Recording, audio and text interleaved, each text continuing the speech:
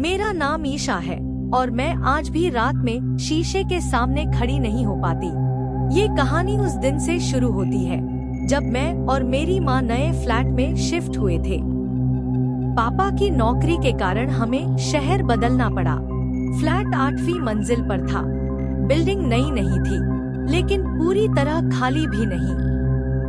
घर में सब ठीक था, बस एक चीज अजीब थी। मेरे कमरे में एक बड़ा पुराना आईना पहले से लगा हुआ था, दीवार में फिट किया हुआ। मकान मालिक ने कहा था, अगर चाहो तो निकलवा देंगे। मुझे वो सुंदर लगा। मैंने मना कर दिया। पहली रात मैं बाल बना रही थी। अचानक मुझे लगा जैसे आईने में मेरी परछाई 1 सेकंड देर से हिली। मैंने सोचा थकान है। दूसरी रात मैंने साफ देखा। मैंने सिर दाईं तरफ झुकाया, पर आईने में मैं सीधी खड़ी थी। मेरा दिल रुक सा गया। फिर धीरे धीरे आईने वाली मैं ने अपना सिर झुकाया, लेकिन उल्टी दिशा में। मैंने झटके से पीछे मुड़कर देखा। कमरे में मैं अकेली थी। उस रात मैं सो नहीं पाई। तीसरी रात ठीक 3:33 बजे मेरी नींद खुली। कमरे में अजीब सी नमी थी। ऐसा लग रहा था जैसे कोई मुझे घूर रहा हो। मैंने हिम्मत करके आईने की तरफ देखा। आईने में मैं बिस्तर पर बैठी हुई थी, लेकिन असली मैं तो लेटी हुई थी। आईने वाली मैं मुस्कुरा रही थी। धीरे धीरे उसने अपना हाथ उठाया और शीशे की अंदर वाली सतह पर रखा, और तभी मुझे अपने गाल पर किसी ठंडी हथेली का स्पर्श महसूस हुआ। मैं चीख पड़ी। लाइट ऑन की।